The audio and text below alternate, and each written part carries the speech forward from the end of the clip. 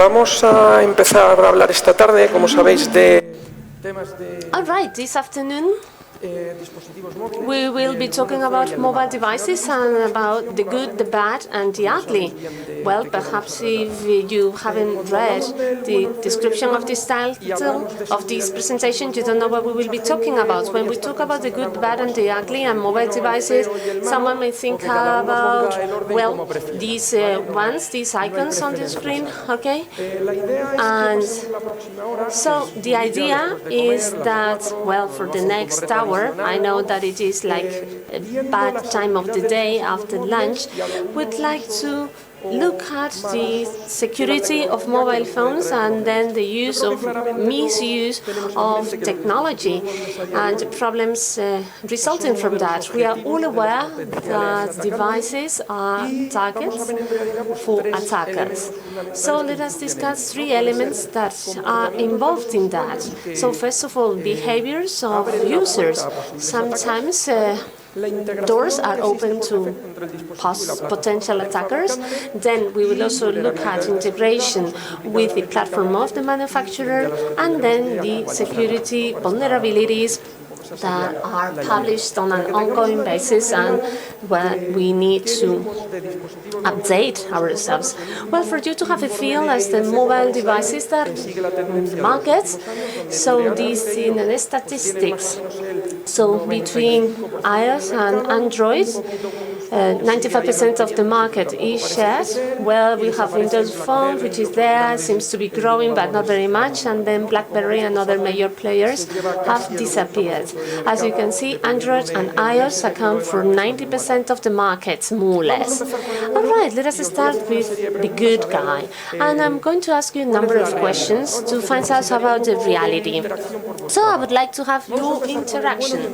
So let us start off with the good one. Okay, and I'd like to know whether you have the latest OS in your mobile phone.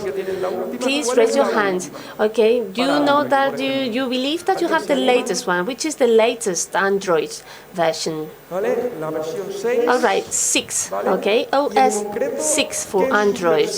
And actually, which sub-version? Which sub-version? Well, because now we have entered a very strange cycle where we have less usual updates, and we really need to know about that, to know whether you have the latest version or not. And what about iOS? Who's got the latest iOS OS? Okay, well, the last one is latest is 9.1.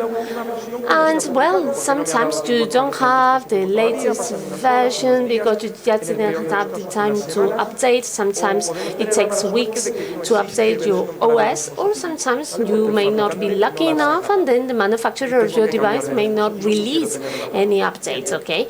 And the only way for you to have the latest is just to change your device. Do you think that the latest version released by manufacturers resolve all the known vulnerabilities for that device? Who believes so? Only a few people. Okay, I can see that not very many people trust manufacturers because only a few hands have been raised. Well, you are right, okay? They resolve those vulnerabilities that are publicly known, but some of them that are not publicly known are not resolved. Let us say that these are the vulnerabilities that operate in the green market, gray market. And now these are the latest statistics published by Google about the number of users and versions of the OS that are being used. So we have a problem because nearly 40% of users have version 4.5. That is to say, they are 2 versions behind. And then there is a large proportion of users, as I say, that have even oldest versions, and because there are some vulnerabilities in version 4 and earlier than that, devices, good number of devices may be compromised. So we have had Android for 8 years now. How many vulnerabilities have appeared? So who'd like to have a guess? Who'd like to an approx number? Oh, we just don't know. Okay, it is unknown. The number of vulnerabilities is not known. There was no official site or no official place where vulnerabilities are being recorded. then, okay, so there is no possibility to track that. Surprisingly enough, for Nexus devices, since last August, we know the number of official vulnerabilities. Well, so far we have had 52, which is not bad. That is to say, 52 things that you have to take seriously. And what do you think about iOS? Well, they've been there for 9 years. So how many vulnerabilities? There, who says more than for Android? Well, but iOS is safer than Android. That's the general message. But some of you, well, more people believe that iOS have more vulnerabilities. Well, in previous versions of iOS 6 and 7, we had 198, then 120. And what happens with iOS 8? How many do you think we had in all the different versions of iOS 8? 272. Only for iOS 8. And iOS 9, since it was published September this year, a couple of months, we have had already 151, which is not bad at all. Therefore, it seems that devices are vulnerable. So I might as well update my device. And now let us move on to the ugly guy. And now my question is, how many of you have an account at your manufacturer's platform, okay, Google Play, etc. Okay, most of you. For how long have you had that account? When did you create it? The beginning? When you configured, when you installed your device? You are kind of forced or obliged to open up an account when you configure your device, just to access to the cloud services, to buy at the App Store, to download multimedia, books, etc. So it seems to be important to have an account. And then what about the user of those accounts? Is it known? What is the user that you often use to use those accounts? Well, the username is often the email. Well, okay, you are safe, you are secure because no one is aware of your email address. Okay, you are all the time sending out emails. So what is protecting your account then? Well, the password. And what about the password that you have? Is it robust enough? Is it long enough? So you don't, it's a single one, a unique one, you never write it down on a post-it note, etc. I'm sure that now, okay, let us reflect upon that. Attackers will try to break into your password. That's one of their objectives.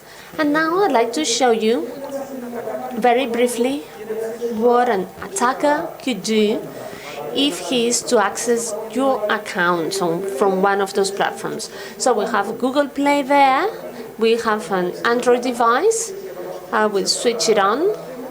So we will be using it for our demos. And there is an account on that platform, that is to say Android with plus Google Play.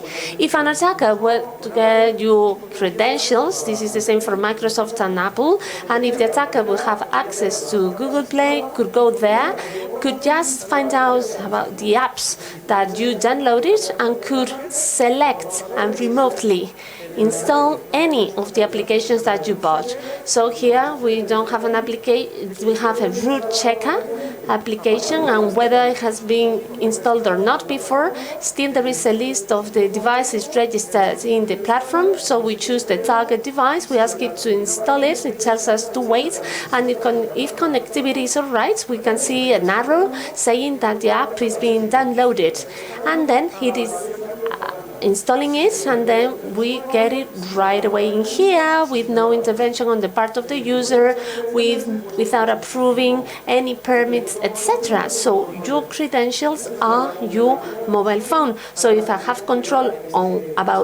over one of them, I have control over the other. So this is the conclusion of this scenario. So once we are clear about the threat and this problem, okay, we move on to the next step, which is the bad guy. All right, so we have some more questions now. what makes current mobile phones to be smart, okay? Why do we say that they are smart? Well, what is the main characteristic for them to be smart? Right, they have the capacity to install applications. That is to say, functionality is being extended. Okay, in the past with previous phones, that capacity was limited.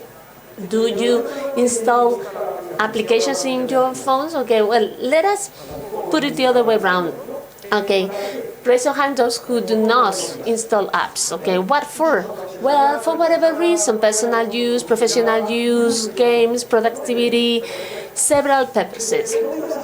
All right, where do you install them from? And this is a key element that we want to reflect upon. What are the markets? I hope that you use the official ones, Google Play, App Store markets for Windows Phone, or it could be third-party markets.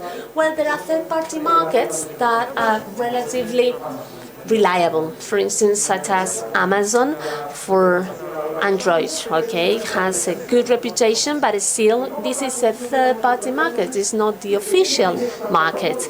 And now we also have to consider who are the developers behind the applications that we are installing. Well, we may have an independent developer or a large corporation.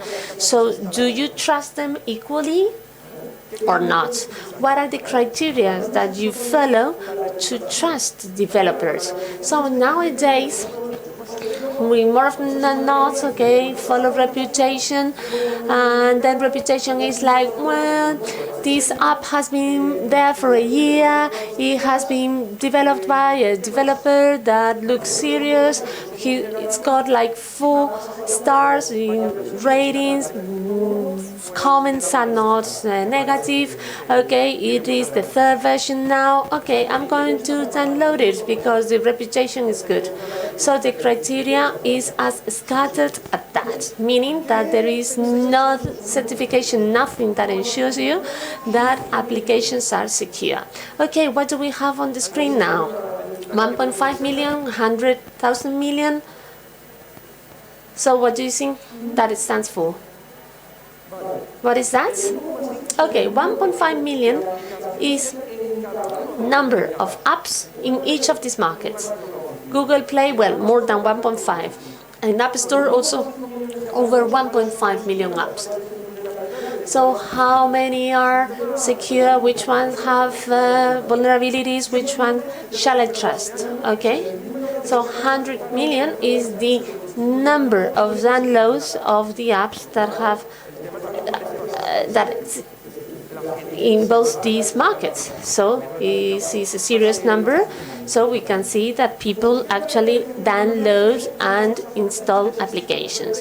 And now let me show you one of the Google Play apps that was there for quite some time. Unfortunately, I cannot show it to you because it disappeared 2 months ago. So we could refer to it as malware, but I'd like you to coin your own terminology, your own term to refer to this malware. So imagine that, well, this was a free app, okay? So your phone is transformed, is changed into scales. So you can weigh items. Okay, so we know that sensors have, phones have lots of sensors, but as far as I know, there is no balance sensors. So that application has been there since 2006, and 6,500 people have rated that app. Then 1,180 people have recommended it in the store platform, and then it has been downloaded more than 1 million times, so many people have installed it.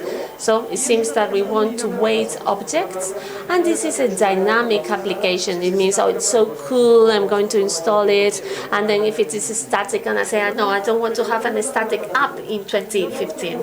But then there is a note that say, careful, because perhaps, well, the weight measurement is not fully accurate. Right, on top of that, the rating is 1.9. And then we also see a figure here between 1 million and 1.5 million people, that is to say, potential victims. Okay, now looking at the permissions or permits, well, the application is asking us about our location to measure objects. Yes, because based on whether you are on the north hemisphere or south hemisphere, of course, well, you get a different measurements, okay? No, of course not. That is not true, okay? It is just stealing your location. And now if we move on to the code, you don't need to be experts in the code. So the first arrow generates a variable with a random number. And then the function says, when you touch the screen, then a function is called, and then, well, there is a fluctuation of a random number, and it seems that your object is being weighed. It is not accurate because it is random, but it is scaled, it is balanced. And then, well, many people just downloaded it and said, well, we are giving the app for free. We are only stealing photographs and location and from people. And I said, okay, let us release the pro version, okay, 90 cents, okay, and now we want our users to pay for it. So it took them 2 years, okay, to release this pro version and to start charging for it. And some more information. We see that the reviews and the ratings are higher. So this is a cultural thing, okay? If you pay for something, even if you are getting the same crap, okay, you give it a higher rating. And I said, well, the previous one was free, okay, was not as good as this one, which is pay one. And then the descriptions are exactly the same. Well, has no ads, has been updated and improved in terms of the user's experience. Okay, so that says that it has no ads, it continues to be a dynamic application, and then the summary is that the measurements or will never be accurate. And then, you know, many people have installed it. So it is very important now to see that they are not only, this time they are not asking you for your location, okay? So they are not stealing your location. So this is a huge fail. You know, it is like, I don't know, for instance, if this thick chain breaks and then you decide to fix it with this piece of plastic. And, well, there are scenarios such as this one, I don't know, that who needs to be protected from whom? The mobile from the user or the user from the mobile? So this is in as this bicycle lane, okay? It depends on you whether to use it or not, but if I were you, I wouldn't use it. I wouldn't use it myself. So with all these pieces, what I'd like you to focus next on a demo. So I will try to bring all these parts together and just to give some color to all these elements, the good, the ugly, and the bad, and to see how far an attacker could get, and for you to see how easy is it to take control over a device and to be successful in your attack. Later on, I will move on to conclusions. Now, demo time. So, well, the application has been already installed, and now we have an attacker environment for those of you that are more technicians with technical, with Kani Linux. So for intrusion attack, and now we will be generated an Android Apple, which is based on meta exploits. So it gives us remote access to control the mobile device. So only with this command, that's what we need for the metapreter.apk, which is an app that to be installed in Android, and that's it. I could transfer that app to my analyst equipment and to start to play around with it. If I tell this Meterpret to a victim, well, the victim is likely not to execute it. So let us do a trick and try to insert that Meterpret within a legit app, so that the user install the legitimate app, and then by the time he will be using the application, the user will also connect with us. So we are not talking about an application which is vulnerable and because so I can do it. No, I can do that in the 1.5 million apps available at Google Play, okay? Because this demo is Android demo. So I have chosen one which is Color. It's a game. Well, I'm sure some of you played it before, and we will be using an APK tool, and then we will deassemble it. It will take the Android app and it will kind of break it down for us so that we can see how it works internally. So we will do exactly the same with the APK tool with Meterpreter. So I have exactly the same thing. I have deassembled both applications. Now they are accessible to me. Once I have them both, I will bring them together. So this is slightly more technical, but this is for you to see that this is not that complicated. This is not complicated, so I will take Color right away and I will put it into this folder that I refer to it as combined folder, where I will be combining both apps. So in the case of Meterpreter, I will not include it fully, but I will just include the code. So the code that my agent was implementing, that's the code that I want to insert in here. I go into combined folder, so I will look for the path to reference the code, and now I will paste the new code. What is next? Now I have to go to Meterpreter and to look at the function that is called out to integrate that code, and I want the other app to call it. So when I run the applications, I want both applications, my agent and the other app, to be run. And also it will be very important for me to be able to adjust the permits of the application. I do it depending on what I want my agent to do for me. I will edit the Android manifest, that, as you know, is the file regulating the permits of the application, and I will just paste an extra number of permits or permissions, and then here we can be very selective. We can paste just the permissions that we need or just a few of them. Still, I would like to paste them all because I'd like you to see all the capabilities of the applications after pasting all the permissions. And now we will include the code that will invoke the execution of it. So we go to the Meterpreter, we look for the code now, and now we go into this file, main activity file. Okay, I'll open it now. We open it with a text editor, and at a given point we see that this invokes the start method. So this is the assembly code of the Android machine. Okay, this is what Android applications execute. So this is the start method that will start the app.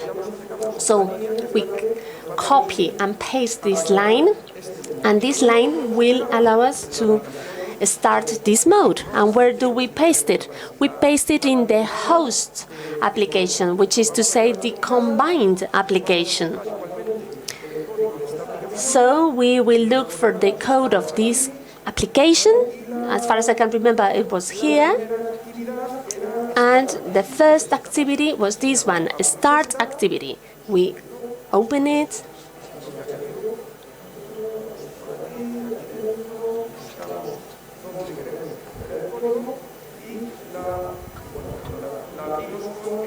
So we open it with a text editor.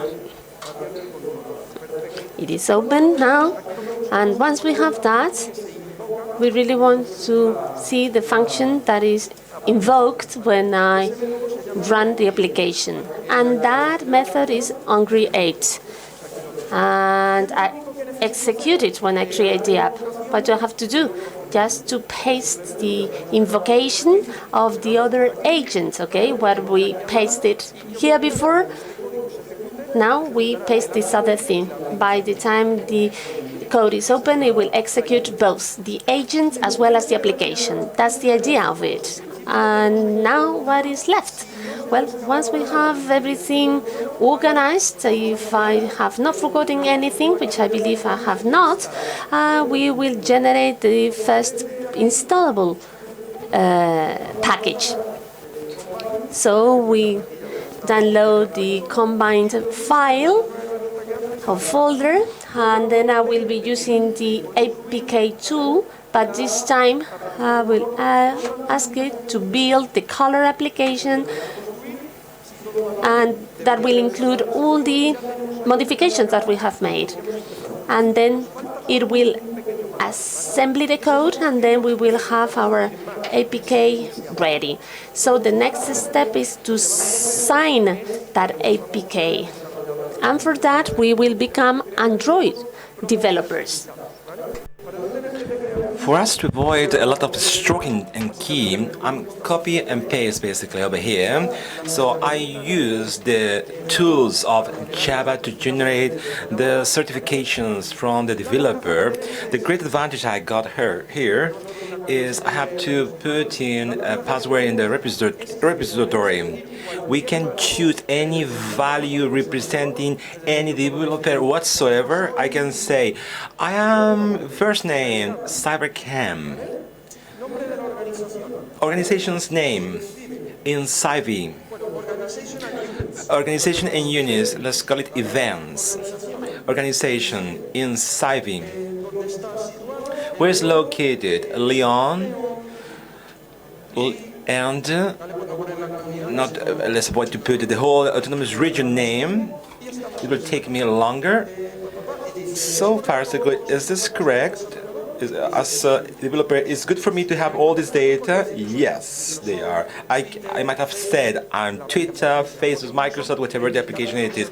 I can even replicate the originals from this application. So far so good. This is it. I generate my own certificate to sign applications. The next step is to sign it with one other remaining tool on Java for the developers, which is JetSigner. Can you please sign this APK with the certificate I've just generated? And please let me show you to you. When we had rebuilt, we have stored it here. This is the new one. This is the new APK modified. So I'd like to do as follows. We go back over here. We paste it over here. We change the one which is signed and then not signed or unsigned. I put here, this is the design one. I kept another backup copy of the certificate, and I indicate this is the unsigned certificate. So I said, please sign the certificate which is called signed. So I tell him, please sign it. I give him the password for the repository. I think I typed it in wrongly. I created this password before, and the APK is correctly signed, which allows me to install it in any Android whatsoever. What can I do? I can upload it onto Google Play Store. From there, people would be able to download it and install it unless they detect it as malicious. I can put it on Amazon, I can put it on my website, I can share it and distribute it all over my people for the purpose of simplicity. It's not about uploading things over and over again, doubtfully. We don't want this into the markets. Let's install it locally. So you can see it 1 sec on the camera. If we go to this camera the other way around, I'm going to install this application locally as if I've downloaded from the market, or as if a compromising attacker install it in my store. By following the same procedure, I'm going to, This allow me to confirm I am where I should be. I got the color sign locally installed on the device. We got it here. If we quickly move into the camera, we got it. The application color appears as we did previously with the remote applications. The attacker proceeds as follows. The attacker may be interested in attacking, for instance, attacking me with this application. For this purpose, is going to set up his own infrastructure with any environment where the attacker is waiting for connections, for the malicious applications to control remotely the device. This would be the purpose, the quintessence. Let's check out. We have connectivity with the mobile phone. We got it. Perfect connectivity with my mobile smartphone. So with meta exploit on the server part instead of the part of the agent, we generate the attacking environment. This is the attacker server. I launch the attacker server, which is running through, and what is going to happen? When a victim previously installed the application, touch it, then start it, the application is going to establish a connection that versus and against the attacker server without noticing the user. The victim continues to play the original application, but in that underlying, this person unknowingly is executing a command of attacks. We got the current application receiving the connection with these double, triple, several color applications. The user is playing with colors within the matrix. This works very well with the camera. The user is playing around with this. Again, without noticing, he is leaked out. So many problems with connectivity, but we are focused on executing this application. We listen to what is happening, and it's as follows. Next time the user comes back to execute the game, the user connects again, but we connected that when we start and initiate the application, every time you play a game or reach a score, the mechanism connects with the rest of the things. We have the session started, and I can start seeing things. One sec. Let's enlarge the image in order to see a better image of everything. Let's try to get system commands. We have different commands. It doesn't load Android available module, allowing us to access these capacities. So let's try now to do so again. Because the very first session died and expires out of time, so we got connectivity problems in here. So let's launch this attacking scenario once more by launching the server. Once we get it, if connectivity is correct, let's launch the application. Let's hope so. Let's hope the demo gods don't play around, don't mess around with this demonstration. Let's hope we got a good connectivity, we received the connection. All modules are coming over here. We can execute infancy for on Android 4.4.4. We can do things such as seeing the executing process. I will see this is my current executed process with the app color we are executing. I can even obtain a 7 to execute this application and see what user I am. But I'm not a privileged user. I'm the user associated with this application, this very case. So there are little things I can do as I am this application's users. For instance, I can access the camera on the mobile phone. I can go to the SA card, the folder finso where objects are kept, and in here I can, in principle, the slow connection. So I can get images from the camera. I can download one of the images, such as this. People can have confidential, highly images and pictures on their devices. So let's download one of these images. Due to connectivity issues, it's not a very big capacity image. It would take us longer to download this image. So with an attack, I can access all my information on my device, images, documents, likely passwords, and so on and so on. So we may run out of time, and we don't have time for everything, even drops and files. Compromising images on my device, such as something like this. When the ants went into the CyberCamp for the very first time, nobody knows that the ants are getting in the turnstile. They don't know you got pictures from them. So on, so on. What other things the attacker can do? I will show you. Things related to this interest. For instance, you have Dropbox. I can access Dropbox files. If I downloaded a file on the S card area, I will get interesting files stored there. It's in singular. Download in singular, correctly done. So I can download images, files, documents, and so on, so on. What other things I can do? For instance, they get a module that allows you to record on the microphone. Can you record on the victim microphone for 20 seconds or 10 seconds so I can access the recording? They have kept it recorded on a file. I accessed this file, and I turn on this microphone from this virtual machine in order to hear it.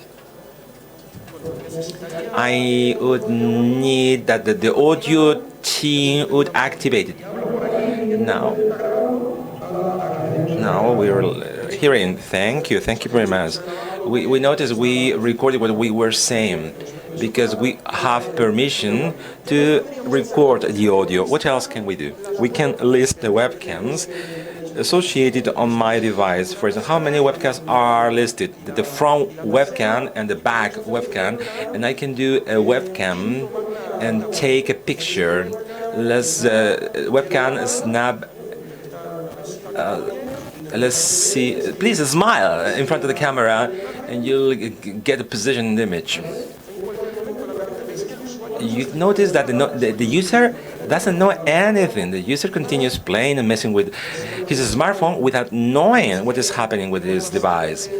We have so many Wi-Fi networks, but we got it on screen. You can see there is a big zoom, so I'm going to move it around. I'm going to get a smaller image. Let's reduce, let's zoom in, and we have access to this camera as we accessed the audio. What else can we do? We can dump the calls, MSAs, contacts into another device.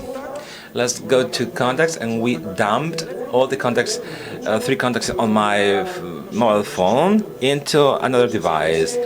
MSS, I can dump them.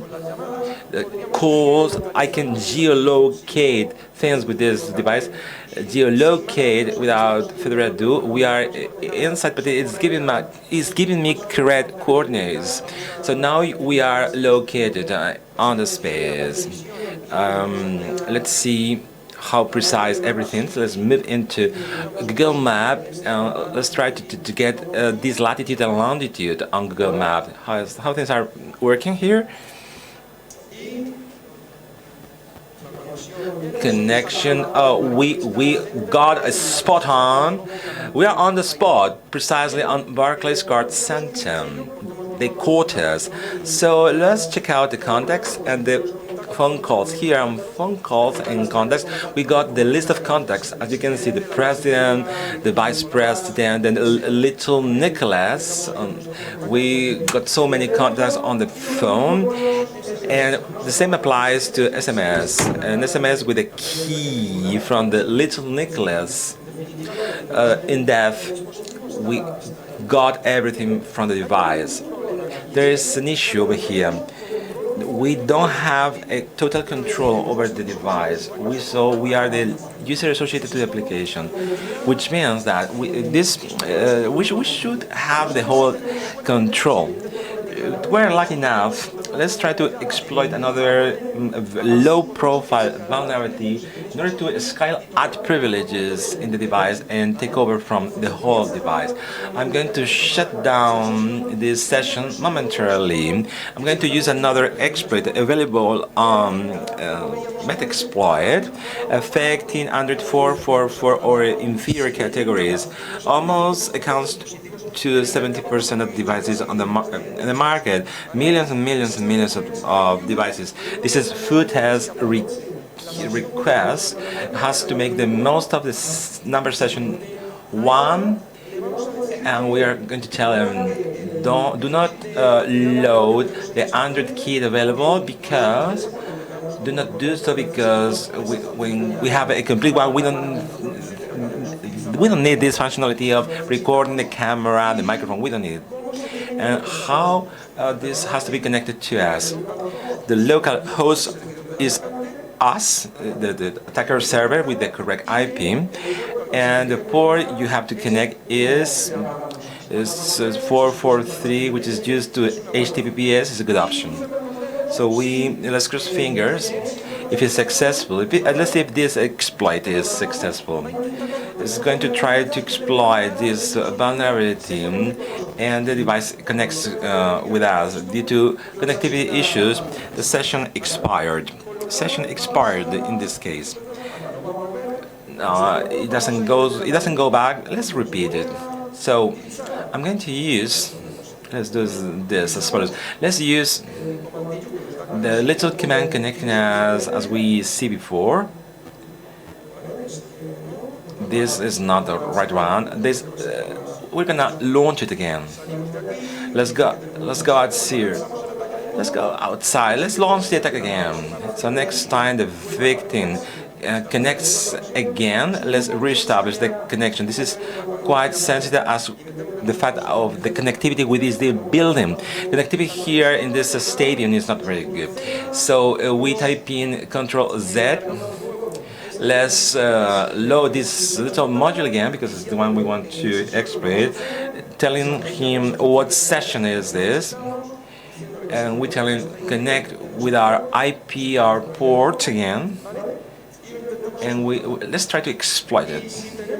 If we are lucky enough with the connectivity among the different various devices over here, perfect, we got it, success. Let's pay attention if I get a Z. I am root on the device. I have a complete control of the device in order to use it as I want to. What can I do in this best case scenario? I can install new applications without the user noticing, as we didn't see it before, but I can transfer files and I can obtain files from the device. I'm going to suppose I take this drop escape and I upload it onto the device. Let's not waste time in the transfer, because it's about 4 or 5 megas. We got the ISB, and we do ISB card. Install me this droid scale APK. Install me this package. With the letter D, the new application comes on screen. Once installed, user does not intervene at all. I cannot install. I can install it. I can do so, and I can remotely launch it. Installation and launching remotely. Here, I have to give in all the application droidscape. If I type it in correctly, the activity I want to launch is droidscape. Once launched, the application is launched onto the device. Here we go with the application. It measures and weighs how much our finger weighs, 0.050 grams. Remotely, I can uninstall the application, stop it and uninstall. I can enforce stop, and I can indicate the application to be a stop. I said, this is the name of the application. We copy, we paste, and with this we stop it. It stopped being executed in remote control. The user, unless we launch something visible, the user would never know what is happening. I can do a PM uninstall if I don't want to leave any tracks of any of this application, and I can uninstall it and disappear from the camera. The icon disappears from the camera. It seems that never was there. So far, so good. Until here, I have a total control of the device. User can still play around with the game, the main screen, but in the background, underlying interface, the attacker is doing whatever he likes. So let's move on to the conclusions we can draw from this demonstration on screen to reflect and mull over what's happening. Conclusions. One option, the ostrich. The ostrich, I didn't see anything, so I continue to use my mobile phone. Life is wonderful, it's beautiful, I'm an ostrich. But we should learn the implications of the good, the bad, and the villain movie like thing. You have to be aware that your mobile phones, smartphones, tablets, the laptop, these devices are yourself.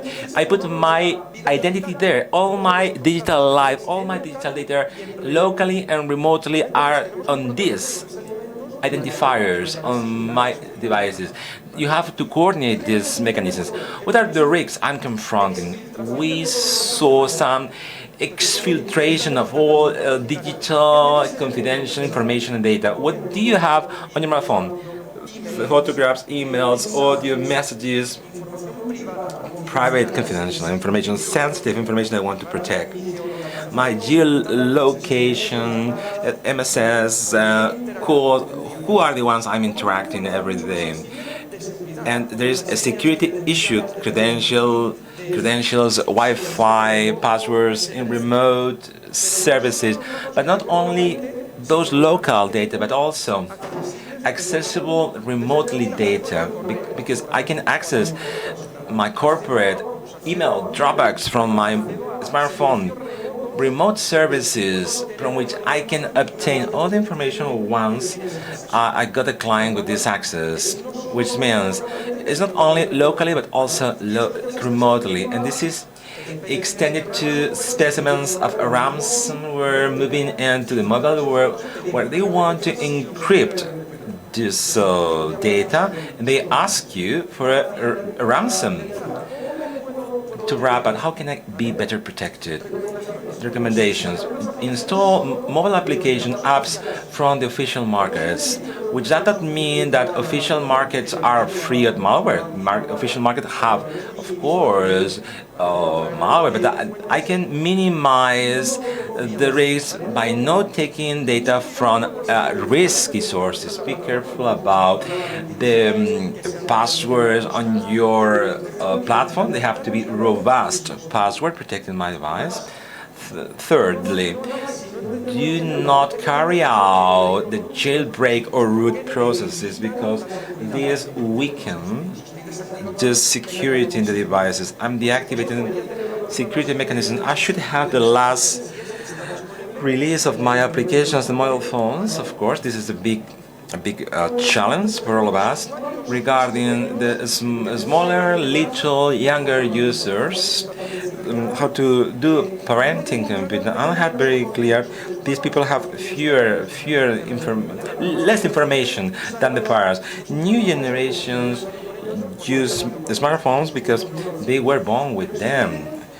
So, but they have a little awareness, criteria, preoccupation about the risks. So we need to educate our children on that.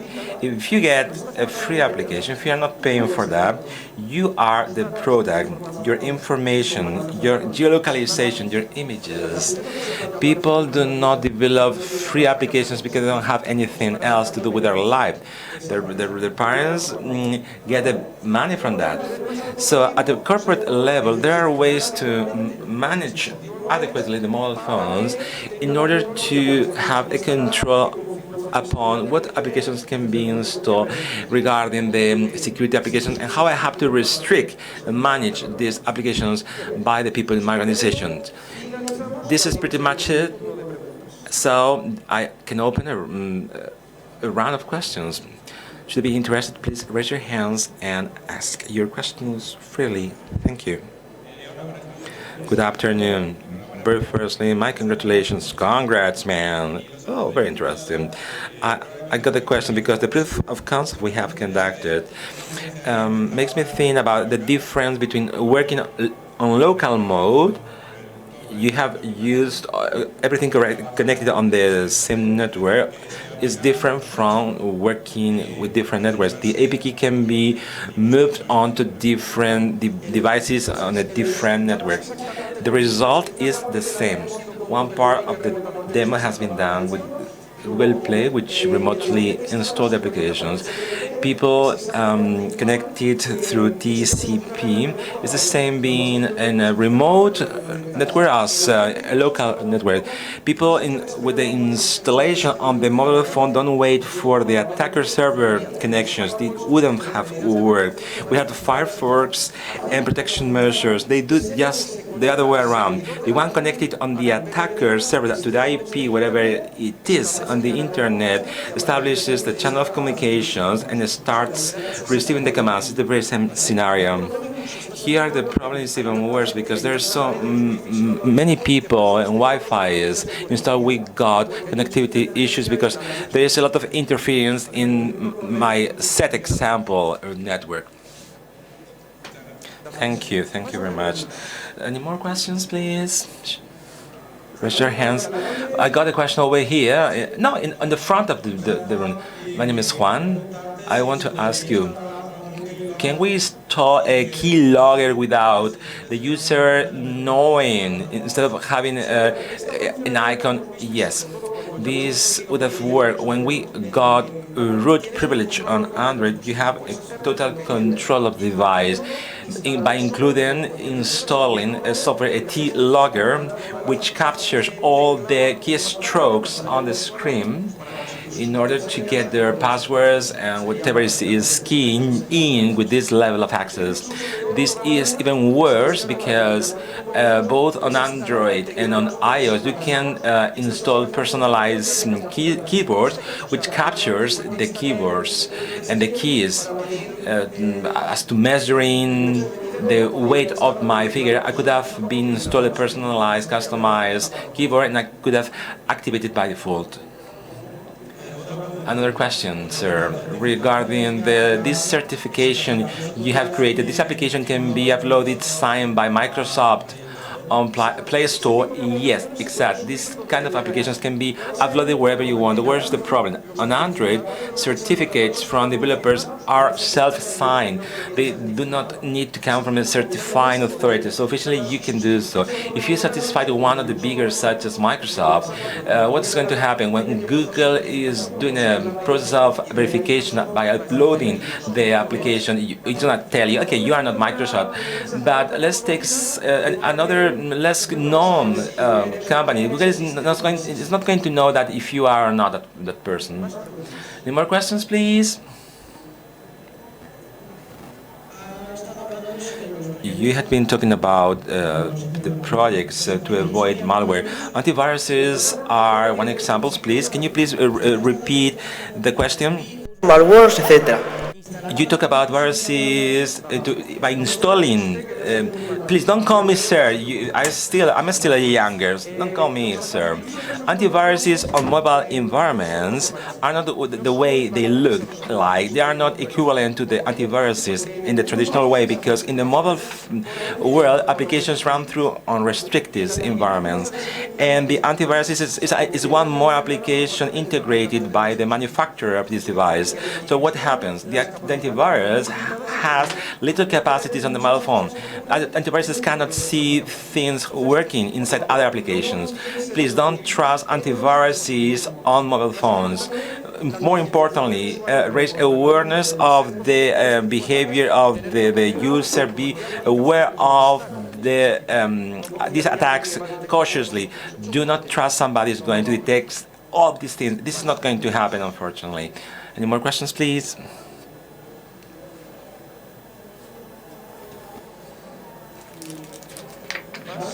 Any more questions, please? Hola, buenas. Aludiendo a mi compañero que la... By mentioning my fellow members' question about Google Play, what scenario can we upload applications in your name? I'm an Android developer. I have my own website to upload my applications. If somebody tells me this is these are my applications, how can I be tampered with my identity for them to apply on my applications? This certificate in use as a developer is not the same as we use with yourself as the real developer. You can change the name, the text, but they cannot substitute or update your own applications. But this is happening. I know a case of a Spain's bank where in a marketing application, somebody has published an application in their name and they are gonna having trouble to remove him because the other one publishing is the other, and they are the owners of this application in this bank, and they cannot substitute the illegitimate with the legitimate one. So they're having a pain in the neck. People trying to pretend being yourself because the certificate has the very same data, but technically they cannot modify your application. Both applications appeared on the market, and the user will select one of them depending on their wishes. Any more questions? Thank you very much. We ran out of time. There is a remaining question. You can get back to the questions privately outside. Thank you very much for your time and your attention.